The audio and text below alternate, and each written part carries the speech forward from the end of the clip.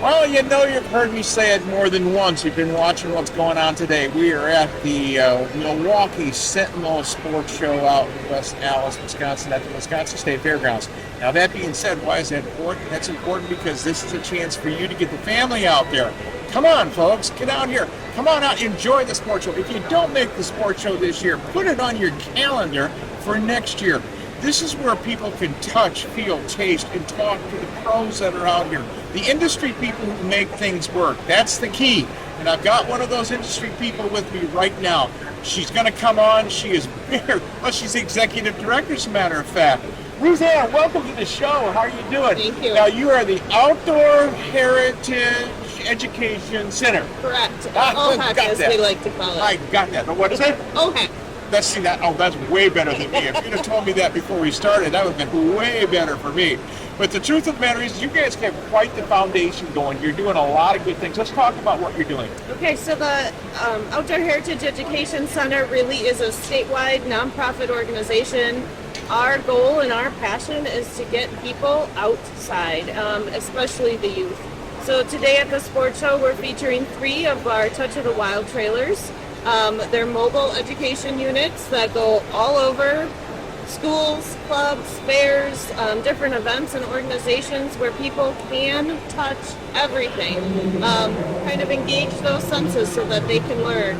They can go in and out the trailers and see everything from some of our local wildlife and fish and plants and touch it. Like, what does the beaver feel like compared to perhaps the feathers of the pheasant?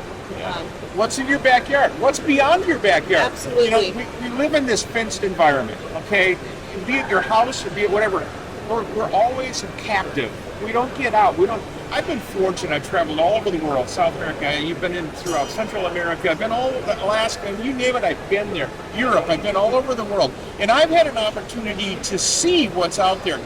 These folks they walk through your exhibits. It's pretty cool. It is, and it's interesting because their immediate reaction is that they can't touch it. And we encourage them to. We really want to engage those senses so that they can learn from it. And that's important. It is. It's important. And the fear factor goes away too. Absolutely. What's special about the trailers as well is that they can come to you. So you have that classroom teacher that might not be able to get their kids outside on a field trip. This trailer can come to you and sit in the parking lot. Yep, right on the school grounds. You can bring it to schools, parks. You could bring it to public events. Absolutely. Other than a sports show, you can show up in a lot of different venues where, again, you open yourself up. You open up the animals. You open up a chance for people to see it. That is way cool. Very cool. I got to tell you something. I was sitting here. Our stage is right across the alley, if you will, folks, from theirs.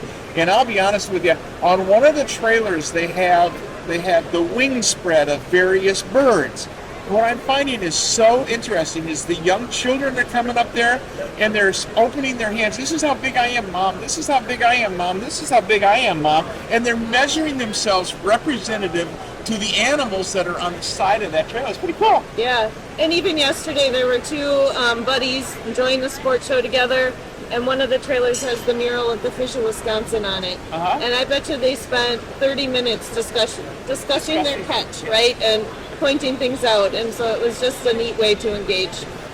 You guys are a nonprofit. Most nonprofits have to generate funds. Correct. I mean, that's how it works, and you do various things. I notice here at the show you guys have a wall of gun raffle going on. Correct.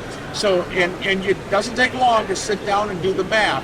You guys raise a fair amount of money by that promotion element in your business model.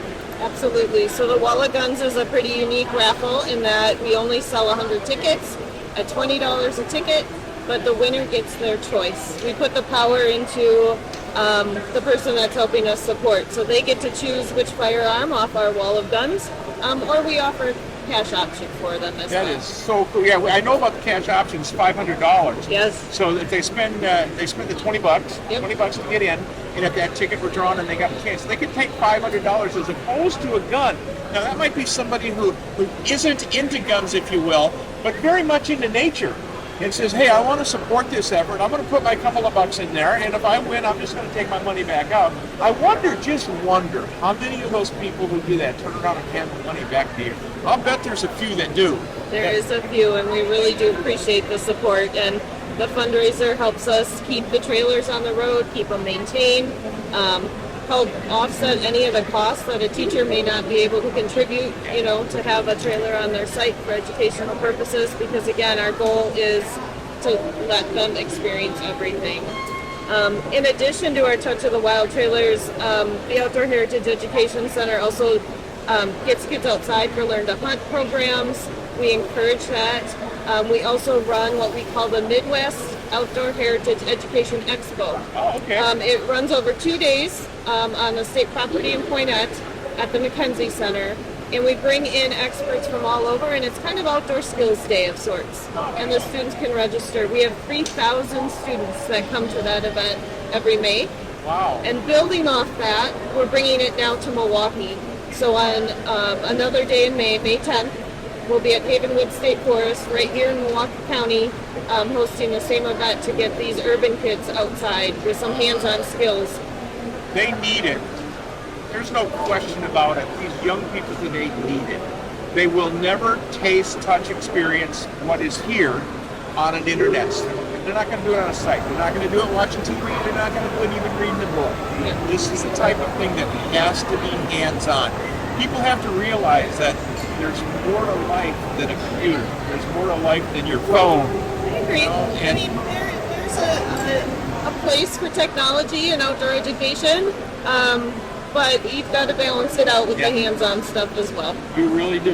Yes. No doubt about it. Folks, they are absolutely bound up here in the Wisconsin Wildlife Outdoor Heritage I'm going to mess this up. What you call it? The Outdoor Heritage Education Center. See, she got it just perfect. I didn't have to worry about it. That being said, that was a tongue twister for me, but everybody knows me long enough to know that I have a tongue twister now and then. Again, we are out here at the Milwaukee Sentinel Sports Show in West Allis at the Wisconsin State Fairgrounds. There's a ton of people in this building right now. It's starting to get very, very loud. I've said it more than once today. I've said it for the last 3 days. It is loud in here. Come on out. Join the loud crowd. Have some fun. I want to say thanks to my guests for being on the show. I've never met you. It's my pleasure. Yeah, really, my nice pleasure. To meet you as well. Alrighty. I hope our paths cross again. We will. I guarantee you. We'll be seeing one another. Hey, folks, we'll see you in a bit. Well, maybe another one from the Wisconsin Milwaukee Sports Show. Bye-bye.